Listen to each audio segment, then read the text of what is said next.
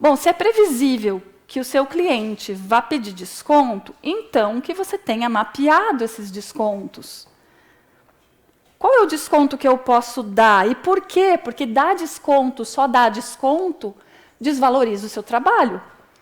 Ah, Carol, mas tem aquela técnica de negociação que o cliente sempre gosta de sair vencedor de uma mesa de negócios. Tudo bem, então tá. Você vai dar para o seu cliente a chance dele sair vencedor. Mas ele vai sair vencedor na trilha que você planejou. Isso é gestão de preços. E pode não necessariamente ser um desconto, de repente você faz uma setorização de trabalho suficiente que você tira aquele trabalho, aquele serviço acessório que você ofereceu e fica mais barato, se ele quer um desconto. Mas pode ser uma flexibilização de pagamento também. Se o seu escritório não gera boleto bancário, está aí uma grande oportunidade de entrar em contato com a Credicrea, que oferece esse serviço para vocês. Ou se vocês não querem fazer a gestão de preço, eu não quero estar ligando todo mês para o cliente, olha, está na hora de pagar, ou ficar com aquela inadimplência, ou isso realmente, né, às vezes, você não tem para quem terceirizar, ou não vale a pena, enfim. A Ailos também tem uma possibilidade de negócio no Ailos Aproxima que pode ser, que se encaixa adequadamente no trabalho de vocês. Então, buscar essas ferramentas para situações previsíveis que acontecem sempre. E o que eu estou querendo dizer aqui é padronização. Para gerir múltiplos projetos, entregando trabalho de excelência, você tem que buscar padronização, que a gente vai falar melhor em mais uns slides para frente. A gestão de prazo, quais são suas metas, aonde você quer chegar, se você tem tudo isso padronizado, você sabe quanto tempo você vai demorar e quantos projetos você tem que fazer até chegar na sua meta. Lembrando que escala é inversamente proporcional à personalização, se isso faz sentido para o seu negócio. E o meu ponto aqui, obviamente, é trazer highlights para que vocês se atentem a cada um desses detalhes e planejem no seu escritório e não só vão trabalhando e vão pegando o trabalho conforme dá, porque é isso que faz a gestão de um escritório ser ruim ou ser ótima. A gestão da qualidade, quais são seus indicadores? Tem vários indicadores na construção civil e em cada uma das áreas de vocês que já são padrões da construção civil e que não necessariamente vocês têm que usar esses indicadores. Mesmo que eles sejam padrões da construção. Porque nem sempre eles fazem sentido. Muita gente usa o indicador e não sabe o que ele quer dizer. Então, você tem trabalho de medir, trabalho de calcular, trabalho de criar esses indicadores, e na hora de ler o indicador não te faz sentir nada. O melhor indicador é aquele que resolve o seu pior problema. Ou o seu maior problema. Qual é o seu maior problema? É dinheiro? Então, qual é o seu melhor indicador para dinheiro? É número de proposta fechada? É faturamento mensal? É um indicador? Um indicador de rotatividade de funcionário? Um indicador de qualidade de produto? O que é o seu produto? O seu projeto o que é sucesso para você? Sucesso é o seu cliente falar bem do seu projeto? Tá bom, e você tem um indicador para isso? Você dá um ambiente favorável para que o seu cliente fale bem ou mal do seu projeto? Você tem uma pesquisa de satisfação? Você tem um espaço para comentário? Isso é um indicador? Sucesso para você é um projeto que seja totalmente execuível e que seja totalmente compreensível na obra? Legal. Você vai na obra ver qual é o resultado do seu projeto? Se isso é sucesso para você, crie esse indicador e meça esse indicador. Mais uma vez, o meu ponto é que isso tudo seja planejado, previamente pensado, para que você otimize a gestão do seu escritório. Ali tinha a ISO. A ISO é, sim, um indicador de qualidade. Lembrando que a ISO é uma padronização. A ISO, se você faz o trabalho mal feito, ela só vai garantir que você sempre faça o trabalho mal feito. A ISO garante que você tenha uma padronização que pode ser, sim, um indicador de qualidade, mas não é o único. E é por isso que eu estou dizendo que, às vezes, os indicadores padrões talvez não façam muita diferença no seu negócio, deve ser pensado previamente. Vamos falar de priorização. Priorização é ter foco. Ter foco é dizer não para vários projetos bons, para você ter tempo de dizer sim para poucos projetos excelentes. Tá, eu sei que é difícil chegar no fim do mês e falar, eu tenho que pagar as contas desse escritório, o que entrar, entrou, eu vou pegar esse projeto. Não é fácil dizer não. Mas para otimização da gestão de um escritório com múltiplos projetos, é muito mais vantajoso, lucrativo você dizer não.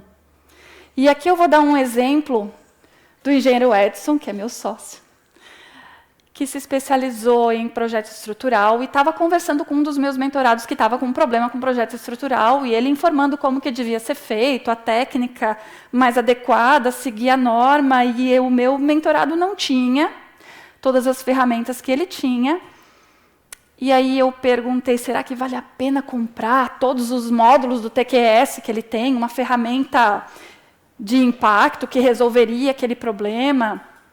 Ou frequentar os ambientes de troca de conversa dos projetistas estruturais, os congressos, aquele grupo? Investir tempo, dinheiro, empenho nisso, se o escritório dele esporadicamente faz um projeto de uma casa? Talvez não valha a pena. Talvez não valha a pena. E aí, se não vale a pena, você deixa de ter essas soluções e entrega um produto sem a qualidade esperada. E isso tudo porque você disse sim para um projeto que não é o seu foco. Mas você tinha que pagar a conta. Tá, é claro que vocês vão ter que achar esse equilíbrio. Mas a padronização, que é esse o tema do seu projeto, da atividade que você desenvolve, é mais lucrativa e é mais previsível. E quando a gente fala de gestão, a gente está falando de previsibilidade. Inclusive, as atividades diárias devem ser estratégicas. E daí eu cito um caso de um outro mentorado meu que falou assim, Carol, eu não tenho tempo de planejar. Você fica falando de planejamento, eu não tenho tempo de planejar. Bom, se você não tem tempo de planejar, então você não tem tempo de ser engenheiro da obra, você vai fazer outra função, mas engenheiro você não vai ser, porque engenheiro planeja. Muito provavelmente você está gastando o seu tempo fazendo atividade de outra pessoa. E se não existe essa outra pessoa, esse estagiário, esse mestre de obras, esse ajudante de equipe para te ajudar, não significa que você tenha que prejudicar a sua atividade em função de uma deficiência de quadro estrutural de funcionários da empresa. Porque alguém tem que planejar, e se o engenheiro não planeja, ele não está fazendo a função de engenheiro. E a gente se vê envolto no furacão, no turbilhão do dia a dia, onde você trabalha, passa o dia inteiro, sai cansado e o rendimento não é suficiente. Porque as suas atividades diárias também devem ser estratégicas. E isso você consegue com a priorização. Pode passar, por favor. E padronização, como eu falei.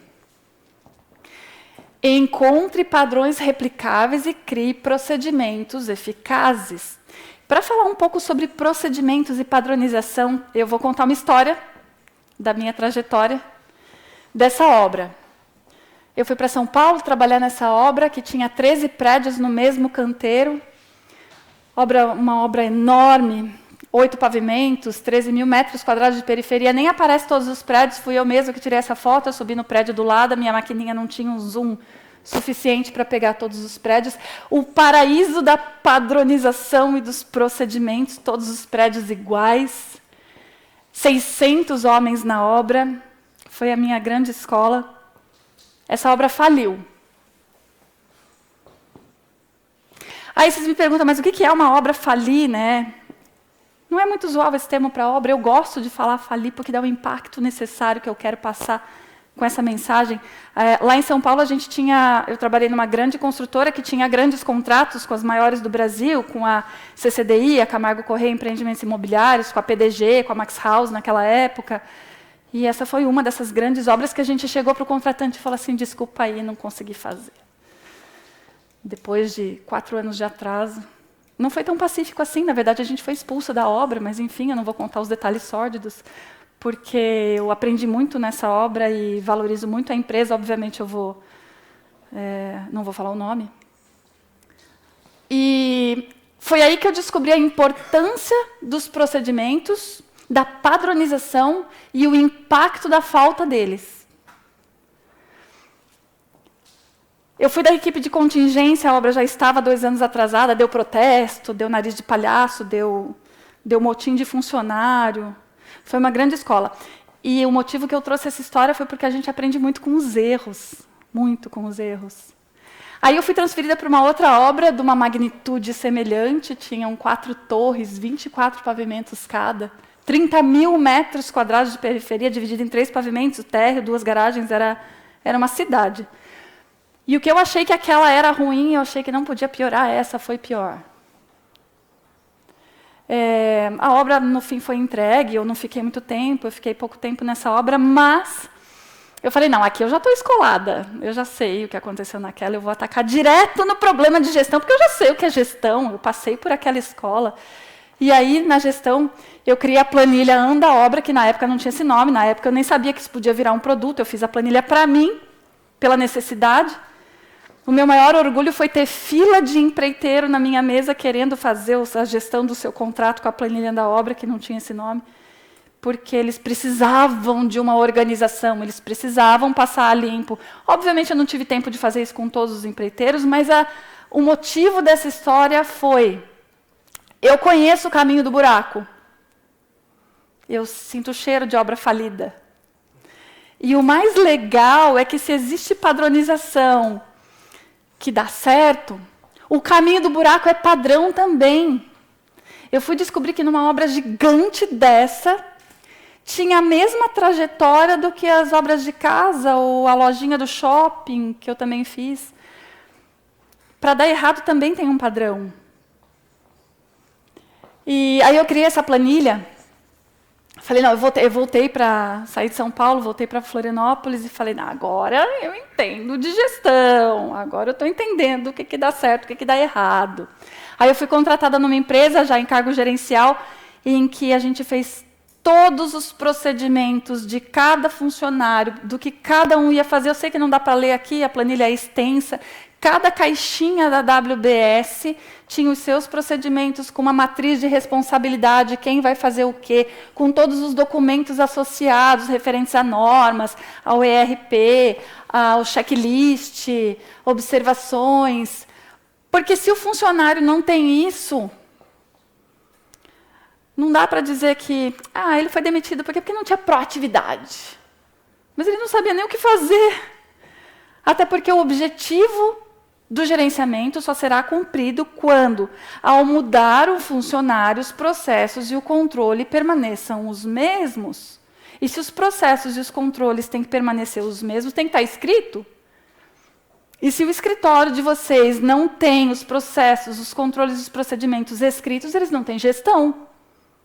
Porque se mudar um funcionário, a gestão acabou nele. Ou você vai ter que deslocar um outro, ou você como gerente, ou o seu funcionário gerente, para parar e explicar para aquele funcionário, para ele ficar perdido, porque ele provavelmente não vai lembrar de tudo, ele vai demorar um tempo, e daí você vai demitir por falta de proatividade, enfim. Mas cuidado. A cultura come a estratégia no café da manhã. Não fui eu que falei essa frase, não, apesar de eu gostaria de ter falado. Mas foi o Peter Drucker. Quando eu fui numa outra empresa contratada de consultora para implantar a criação de procedimentos, a organização, a padronização das atividades da empresa, também tinha a planilha da obra, a gente passou 2 anos implantando, a empresa, que eu valorizo muito, enfim, tinha escritórios em vários outros lugares do Brasil, passei treinando cada funcionário, a gente terminou essa implantação que foi muito legal, foi muito bonita, com um setor do departamento de engenharia apoiando. E a gente descobriu que tinha um funcionário que precisava ser demitido e era o presidente. A gente descobriu que quem estragava a cultura da empresa, eu não vou dizer estragar, era uma grande empresa, chegou onde chegou por causa do presidente, mas quem não deixava aprimorar o gerenciamento daquela empresa era o presidente. Ele era o primeiro a burlar todos os métodos, todos os procedimentos. A cultura come a estratégia no café da manhã e o escritório é a cara do dono. Dada essa minha trajetória, eu não acredito em mudança empresarial que venha de baixo para cima, que venha de um funcionário. Eu realmente só acredito quando a cabeça do dono quer mudar, organizar, ou um gerente, uma pessoa de poder de decisão na empresa, resolve estabelecer os procedimentos, aí sim funciona. Porque a obra é a cara do dono, a empresa é a cara do dono. E eu não sei se vocês já perceberam nessa fala, mas eu realmente estou dizendo o seguinte: para ter uma gestão de escritório otimizada, é necessário seguir essa trilha sem pular etapa. É necessário ter um objetivo de onde eu estou, para onde eu quero ir, para depois ter a minha EAP e saber o que eu quero entregar, quais são os produtos que eu estou entregando, como eu vou fazer esses produtos, então eu estou falando de procedimentos, para depois saber quais as ferramentas que vão me possibilitar fazer isso. Porque tem cliente que chega para mim e fala assim, agora eu vou organizar minha construtora, eu vou contratar o Cienge. O Cienge é um ERP, eu gosto bastante do Cienge, eu sou cliente Cienge, é um software que integra a gestão de obra com administração, com contabilidade, enfim. Mas ele falou, agora eu vou organizar. Contratei o Cienge e vou organizar. Implantação do Cienge, custo de treinamento com o funcionário, tempo de colocar tudo dentro do Cienge, essa porcaria não funciona, foi a conclusão que ele chegou. E eu não estou dizendo isso, eu estou dizendo o que ele falou. Isso aí não funciona. Mas por que não funciona? Porque não tem orçamento. A base do Cienge é um orçamento. Mas o proprietário da empresa falou assim para mim, eu não contrato orçamento porque a gente nunca cumpre, nunca bate. Para que eu vou querer fazer orçamento? Planejamento? A gente nunca segue, eu não tenho isso aí não. Pode deixar que eu toco a obra. De que adianta ter o Cienge, que é uma ferramenta? De que adianta você ter o martelo se você não tem o prego e não sabe martelar? Não adianta nada. Mesmo que você tenha comprado o melhor martelo do mercado. O Cienge é uma ferramenta, o ERP é uma ferramenta. Eu comprei a melhor planilha para organizar meu escritório. Eu toco obra com uma planilha de Excel. Demora, mas eu toco. Porque o que interessa é o seu conceito de organização. E se pular uma dessas etapas, não vai dar certo. A ferramenta é a última que você tem que adquirir para ver qual a melhor ferramenta. É claro que eu defendo o uso de ferramentas adequadas para o seu problema, mas não sem antes ter seguido essa trilha. Vamos falar agora de flexibilização, porque a única certeza é a incerteza. A gente planeja, a gente tem um destino, a gente tem uma origem, tem um destino e nada vai dar certo. A gente tem certeza, porque são muitas variáveis, às vezes, que a gente não consegue controlar. E, claro, a gente tem que seguir o método Waze, né? Desde que tenha uma origem, desde que tenha um destino, vamos recalculando a rota. Por quê? Recalcular a rota é diferente de apagar incêndios, de viver apagando incêndio. A pesquisa da Poli-USP, que são aqueles números iniciais que eu trouxe, elencou 14 itens que mais influenciam no atraso da obra. Desses 14 itens, 12 a gente consegue eliminar, com um bom gerenciamento do escritório da obra. E aí sobra tempo para efetivamente apagar os incêndios reais. Porque faltar caixa d'água no prédio não é um incêndio. Aí o engenheiro chega para mim assim, meu Deus, a gente tem que comprar caixa d'água. E é para amanhã. Tá, daí ele pegou o caminhão da empresa, vai comprar caixa d'água, amarra no caminhão da empresa, paga mais caro na caixa d'água, pega uma semelhante, porque não tem aquela especificada no projeto. Pegou o caminhão da empresa, tirou de outra atividade, colocou a caixa d'água lá. Beleza, está feito. Ter a caixa d'água era uma coisa imprevista no prédio? Acompanhar a evolução e saber que vai ter que colocar a caixa d'água no mês que vem, na semana que vem, era um incêndio imprevisto? Não era. Então, um bom gerenciamento faz você realmente ter tempo de apagar os incêndios. Claro, você só consegue fazer isso quando quem manda no processo é você. Uma mentorada minha falou assim, olha, eu tenho que construir uma casa que vai ser feita, a gente não tem todos os projetos ainda, e vai ser feita numa área que eu acho que não é passível de aprovação, não tenho muita certeza, e a obra vai começar o mês que vem, e eu tenho que entregar até o final do ano. Daí eu pergunto, por que você vai comprar um incêndio de outra pessoa? Você está querendo trabalho, né? Não tem mais nenhum outro não para pagar as tuas contas? Tem uns 3 ali que estão esperando, que eu nem dei proposta ainda, então por que comprar o incêndio de outra pessoa? Se não segue o seu procedimento, é sinal que não serve para o seu escritório atender. Se não segue o seu prazo, porque essa urgência é da sua cliente, não é sua.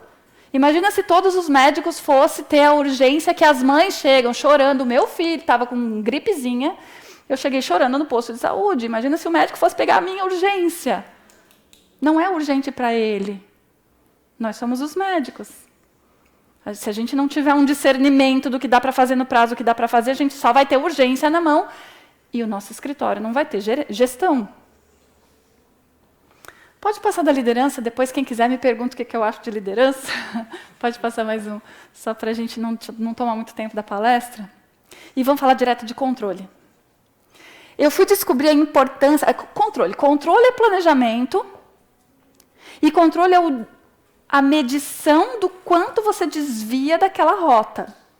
E eu fui entender a importância de planejamento quando, numa outra empresa, eles tinham 68 empreendimentos simultâneos.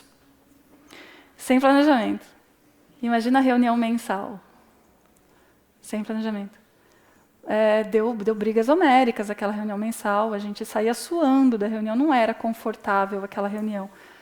Aí a gente fez planejamento de 68 empreendimentos com metas, com nomes, com etapas. Ficou bem mais fácil de ter reunião assim.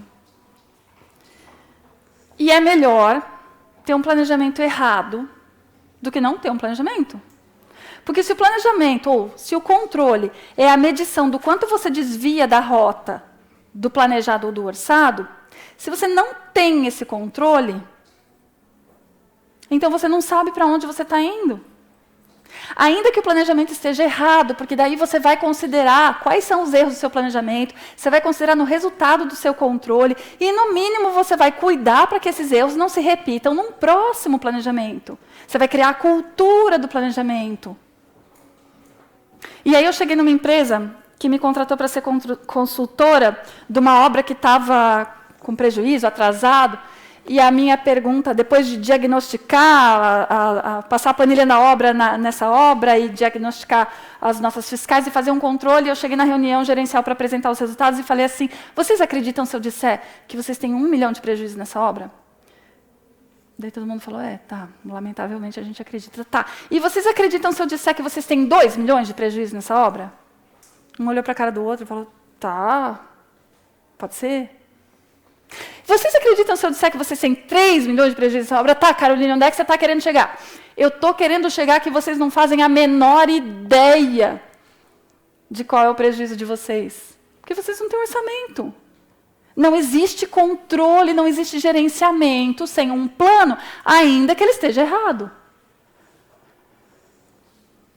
Não tem como fazer o PDCA, Plan, Do, Check and Act, planejar, fazer, checar e agir sem um planejamento. Você não tem como checar. E o PDCA é a garantia da melhoria contínua, a prática leva à perfeição.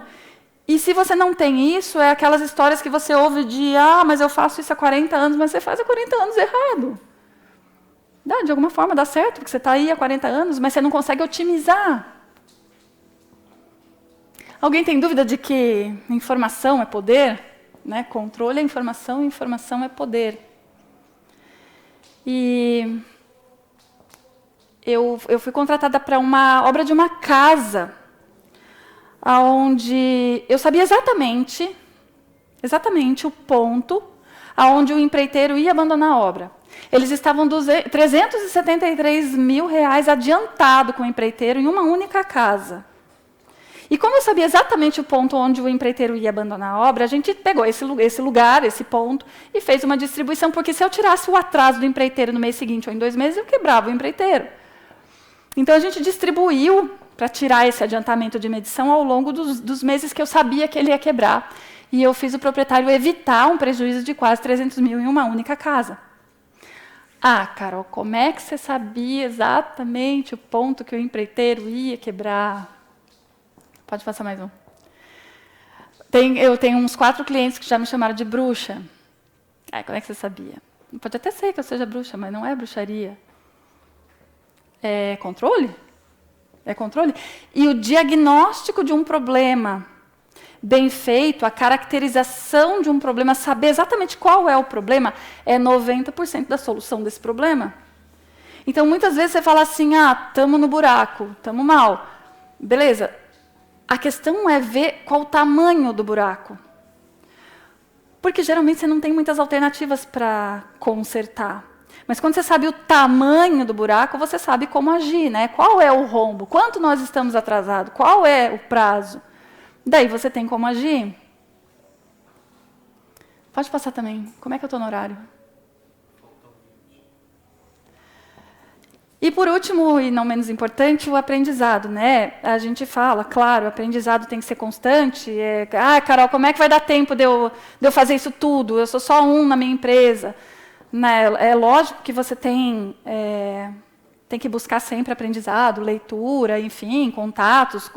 Enfim, a curva de aprendizado, ela tem esse perfil.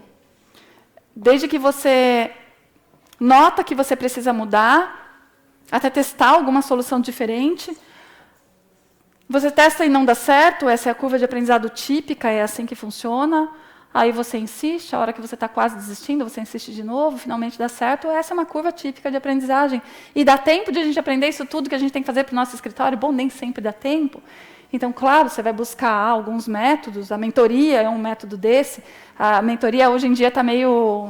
mentoria, guru da internet, né? Porque, enfim, a internet banalizou o coach, coitado dos coaches, e os mentores. Mas, enfim, mentoria existe desde que mundo é mundo, né? Antigamente, a gente trabalhava no escritório tal para pegar o know-how daquele escritório, ou sentava com aquela pessoa experiente para entender como que ela fazia, o que ela fazia, como que ela usava, né? Mentoria é para isso, sim. E a ideia que eu estou dizendo é buscar métodos para diminuir a curva de aprendizado de processo, para se concentrar na curva de aprendizado de estratégias. Porque quando a gente fala de gestão de projeto, de escritório de múltiplos projetos, cada vez mais você tem que olhar do alto e olhar estrategicamente. É isso que vai garantir a otimização da gestão do escritório. Essa sou eu na minha versão pé na obra, dizendo que eu estou pronta para ajudar vocês no que vocês precisarem e otimizar a gestão do escritório de vocês. E se vocês tiverem alguma pergunta, fiquem à vontade. Você quer encerrar? Alguém tem alguma pergunta? No chat tem alguma pergunta? Vocês têm alguma pergunta?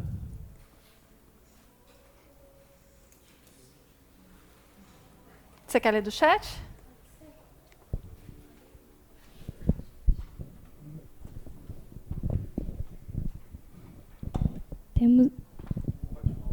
Temos duas perguntas. Uma delas é da Engenharia Podcast. Dentro de uma estratégia de um escritório de engenharia, quais dicas você nos dá para que possamos aumentar o valor da nossa marca, fazer networking e mostrar nosso trabalho para possíveis clientes? Isso daí, a resposta gira em torno do posicionamento. O posicionamento que você dá para o seu produto. E o posicionamento não é só postagenzinha no Instagram, fotinho legal, né? Apesar de ser uma boa porta para isso, mas realmente não é só isso. A gestão do seu escritório, como eu falei, a qualidade do seu produto, ela deve ser explorada e também falada, divulgada, né? Para que o seu cliente entenda esse potencial, mas não só dizer assim, nós somos os melhores nisso, mas mostrar por que vocês são melhores nisso.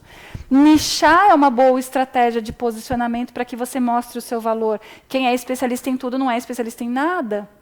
Se posicionar em relação ao preço é uma estratégia de mostrar o seu valor para o seu cliente. Muitas vezes, já tentaram me contratar e eu falei, não, eu não quero, mas falaram assim, não, mas eu pago.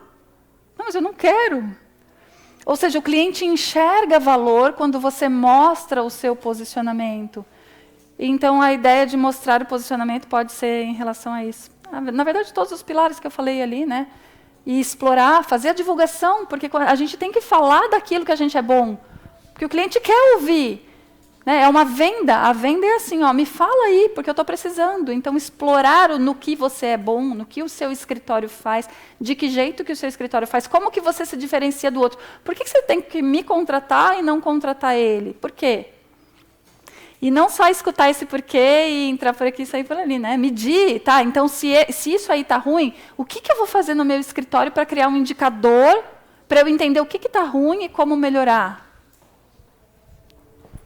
Tem mais alguma? Tem mais uma, sim, e é do Michel Teixeira. Ele fala assim: existe um checklist ou passo a passo com os requisitos mais importantes para se iniciar um escritório de engenharia? Estou iniciando e não sei onde começar. Eu acho que eu acabei de dar aí o checklist. Não é fácil, não, tá? Eu não vim vender fórmula mágica, não. Eu não vim dizer assim, é só você fazer isso. Não é fácil, não é fácil mesmo, ainda mais iniciando, né? A minha trajetória, né, falando, por exemplo, o que eu fiz, eu aprendi no escritório dos outros. Eu fui funcionária, eu fui consultora, a gente começou pequeno, eu aprendi no escritório dos outros. Mas não, esse checklist não. O que eu sugiro, olhando para trás, né, o que eu gostaria de ter ouvido quando eu estava começando, é realmente nichar. É realmente não tentar fazer tudo.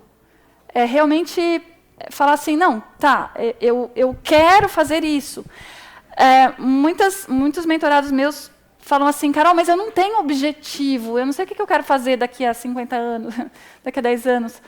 Não tem problema não ter um objetivo daqui a 10 anos, mas então tem um objetivo daqui a 5 anos, daqui a 6 meses. O que você quer fazer daqui a 6 meses? E daí, atacar nisso. É isso que você quer oferecer? Então, explora esse mundo, né? Vai a congressos, lê livros, domine as normas, domine esse pequeno mundo que você escolheu atender. Eu acho que é um excelente início. Temos mais uma pergunta da Eliminadas. Ela falou: como estimar tempo de projeto se depende das aprovações para poder passar melhores prazos? Claro, né? Aquelas variáveis que eu disse que a gente não controla, né? Os tempos das aprovações, tem prefeituras que passam prazo médio, mas simplesmente você não consegue prometer um prazo que não é o seu, né? Por isso que eu digo ali, quem manda no processo é você. Quem controla o processo é você, porque você só consegue garantir os resultados daquilo que você controla. Ah, mas e a aprovação? Você não controla a aprovação, não adianta querer ter domínio sobre uma coisa que você não controla. A minha resposta é simplesmente não ter o que fazer. Tem o que fazer antes, tem o que fazer educando o seu cliente, tem o que fazer depois, durante o tempo de aprovação, não tem o que fazer. O que tem para fazer antes? Dominar aquele mercado, saber o que aprova, o que não aprova, saber o que você está fazendo, saber estudar legislação, explicar para o seu cliente que nesse processo, e desenhar o processo, e aqui eu já vou linkar até com o relatório do cliente, desenhar esse processo para o seu cliente entender que o seu domínio, você manda no processo, naquilo que está dentro do seu escritório. Olha, agora, nesse momento aqui, desenhado, a gente vai passar para as aprovações, tá? Tá. O que eu posso fazer nas aprovações? Monitorar, ter uma reunião técnica com algum analista, mas eu não consigo efetivamente programar um prazo para aprovação. Eu não consigo. Por mais que você tente, eu ainda posso ter uma média. Por exemplo, liguei ontem ainda para a Vigilância Sanitária e falar, olha, qual é o prazo que vocês estão analisando os projetos? Olha, ontem a gente analisou o projeto do dia tal. E daí você passa para o seu cliente tem que entender, ou pelo menos você faz o seu cliente entender que você não tem o domínio sobre o trabalho dos outros. Você manda no seu processo. Agora, uma coisa interessante, que talvez ajude nessa resposta, é o relatório do cliente. Eu sempre oriento os meus mentorados a fazerem um relatório periódico do cliente. Primeiro, desenhar o processo, mapear o processo daquele projeto, daquele cliente que você está atendendo. Olha, nós vamos passar por essa etapa, por essa etapa e por essa etapa. Essa etapa dura aproximadamente tanto, custa aproximadamente tanto, se você quiser correlacionar com a sua proposta de preços, enfim, desenhar o processo. O desenho do processo, primeiro, ele mostra domínio, ele sabe que você sabe o que você está fazendo. Segundo, ele mostra transparência, mostra clareza, diminui a ansiedade. E o fato de você mapear o processo, e todos os meses, quer o cliente peça, quer ele não peça, não interessa. É o seu padrão do seu escritório, quem manda no processo é você. Você entrega para ele aquela barrinha, aquele gráficozinho, velocímetro, foguetinho, enfim. Você entrega aquele relatório do cliente, mostrando aonde você está, que são os 3 P's. Volta um pouquinho ali, eu pulei esse slide porque eu achei que não ia dar tempo. Que são os 3 P's. Esse aí, ó, progresso do contrato, próximos passos e pontos de atenção. Isso deve constar no relatório do cliente. O cliente recebendo isso frequentemente, semanalmente, quinzenalmente, mensalmente, depende do andamento do seu processo. Primeiro, ele diminui a ansiedade. Ele até te liga menos. Ele vai menos na obra. Porque ele sabe que o processo dele está cuidado. A ansiedade do cliente é saber se o dinheiro que ele investiu ali está bem cuidado. Se o cliente sabe que você está dominando o processo, cuidando do processo, prestando contas, ele vai te encher bem menos o saco. Ele vai ligar menos, ele vai estar menos lá na obra e ele vai estar mais satisfeito. Então, talvez esse também responda essa pergunta dizendo assim, olha, eu estou monitorando. Estamos na fase de aprovação. Estou monitorando. Liguei ontem, tá? Não aprovou ainda. E esse relatório periódico. Quer o cliente peça, quer ele não peça. Eu acho que isso responde um pouco. Temos mais uma pergunta do Cirineu Carvalho. Boa noite. Para escritórios que fazem a gestão de projetos de terceiros, qual a dica para poder gerir de maneira eficiente os prazos e, de fato, seguir um planejamento? Excelente pergunta. Eu recebo muito esse tipo de problema lá dos meus mentorados e falo assim, mas não sou eu que faço, é meu terceiro que faz. Tudo bem. Mais uma vez eu digo, quem manda no processo do seu escritório é você. E, caso contrário, você não consegue fazer a gestão do seu escritório. Você só consegue fazer quando você manda no seu processo. Ah, mas o meu processo tem terceirização. Beleza. Desde o contrato, você vai combinar com o seu terceirizado quais são os seus procedimentos. Olha, terceirizado, eu estou fazendo... Aliás, compatibilização é um outro assunto que eu acho bastante interessante. Eu não acredito em uma etapa de compatibilização de projeto, e sim várias etapas ao longo do desenvolvimento do projeto. Daí você vai chegar e vai falar assim, arquiteto, eu tenho essas etapas de projeto. Não vou nem dizer o arquitetônico, que é o carro-chefe, né? Vou dizer os demais, que geralmente é aí que dá o problema. Engenheiro estrutural, olha, até o dia tal, eu preciso da etapa de só o lançamento da estrutura. Você consegue? É possível para você? Vamos acertar o calendário aqui? Dá? Beleza, dá. Então tá bom, está combinado no contrato. Ao mesmo tempo, o elétrico, o hidrossanitário, porque nesse momento aqui a gente vai fazer uma reunião de lançamento. Depois a gente vai fazer uma reunião de anteprojeto. Depois a gente vai fazer uma reunião de compatibilização de projeto legal e depois de projeto executivo. Então já dá esse calendário para todos os seus terceirizados, desde o contrato. Outra coisa, quantitativo, nem todo projetista entrega quantitativo. Você já está no seu contrato o escopo daquilo que você quer do projetista. E se ele não consegue oferecer, porque contrato é um combinado, você não está impondo suas regras sobre o escritório do outro. Você está pedindo o que você precisa, combinando, ver se o outro consegue te atender. E, claro, flexibilização, não deu, então vamos ver. Você não entrega quantitativo? Não. Então, eu sei que no meu escritório eu vou ter que considerar um estagiário para quantificar, ou um tempo a mais para eu quantificar, enfim. Desde que eu saiba desde o contrato, muitos dos problemas eu já resolvo. Isso no contrato, ou seja, no combinado, você já tem um planejamento prévio, você já demonstra domínio sobre aquele processo. Os seus terceirizados têm que seguir aquilo. E se eles não conseguirem seguir, você vai mudar aquele plano em função daqueles teus terceirizados que consigam seguir. Afinal, você ainda está no contrato, você ainda está combinando. E aí você vai apresentar um calendário que consiga fazer esse... o terceiro não cumpriu. Meu Deus, como ele é teimoso. A gente combinou, já cobrei 50 vezes, muda de terceiro. Ou chega lá para ele, se você não quer mudar, entender qual é o problema dele. Vem cá, o que eu posso te ajudar? Você está vendo que você está furando o meu processo? Como é que a gente pode conversar? Enfim, fazer a gestão de contrato. Mas não deixar para quando estourar. Olha, amanhã é a reunião de compatibilização e o cara não entrega. E você só fica sabendo no dia da reunião.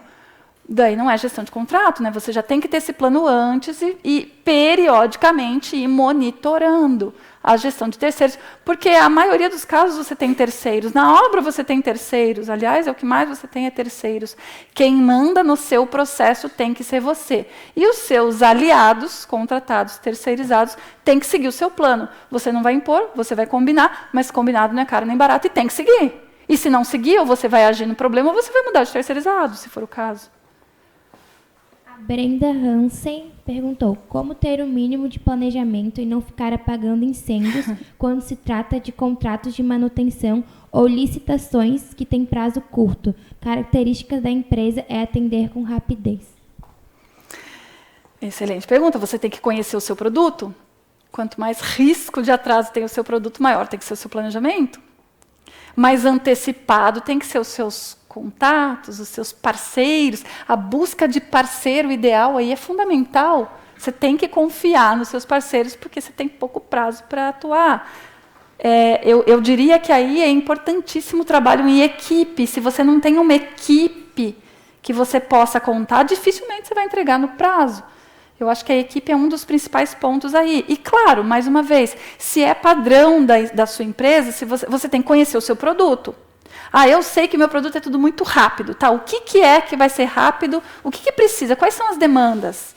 Eu faço isso há quanto tempo? Será que é padrão? Será que eu consigo estabelecer um padrão? A principal resposta, que eu não vou ter exatamente o que fazer, porque eu não conheço o produto, mas é assim, vamos estabelecer os padrões. O que eu faço sempre que pode ser padronizado? E quando eu padronizo, qual é o procedimento daquilo? Qual é o prazo daquilo? Quem são os parceiros que vão me atender? E se não tem nada padronizado, se cada coisa que eu encaro é diferente, você está naquela curva de aprendizado sempre, né? Está sempre caindo. Daí é difícil mesmo achar uma solução. Bem desafiador achar uma solução. O X da questão, a resposta dessa pergunta é encontre padrões. Quando a gente fala de múltiplos projetos, isso é vital. A gente não consegue gerenciar múltiplos projetos, um diferente do outro. Porque você não consegue encontrar um padrão, ou você faz daí uma outra possibilidade, né? Eu aqui pensando em possibilidades, de repente uma organização, uma estrutura organizacional diferente por equipe, né? Você destina aquela equipe para aquele projeto e aquela equipe se vira. É uma possibilidade para questões fora de padrão e muito ágil. Costa Construção a Seco. Qual a dica de apresentar ao cliente e vender a proposta de gestão de obra e não de empreiteira global? Seria apresentada sua proposta com gráficos e planilhas com sua gestão? Com certeza.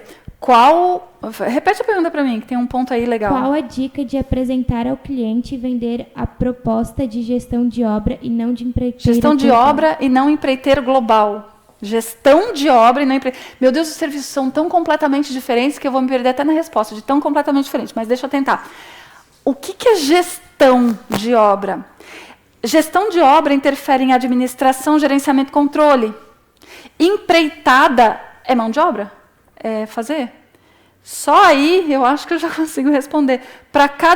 Volto no centro ali da minha apresentação. Para cada atividade que tu entrega, tu tem que saber descrever de um jeito que o cliente entenda. Gestão de obra, administração, responsabilidade técnica, eventualmente, controle, gerenciamento. O que cada um desses representa? Eu ia demorar muito explicando aqui o que é, a gente depois pode me mandar e-mail, enfim, a gente fala sobre isso.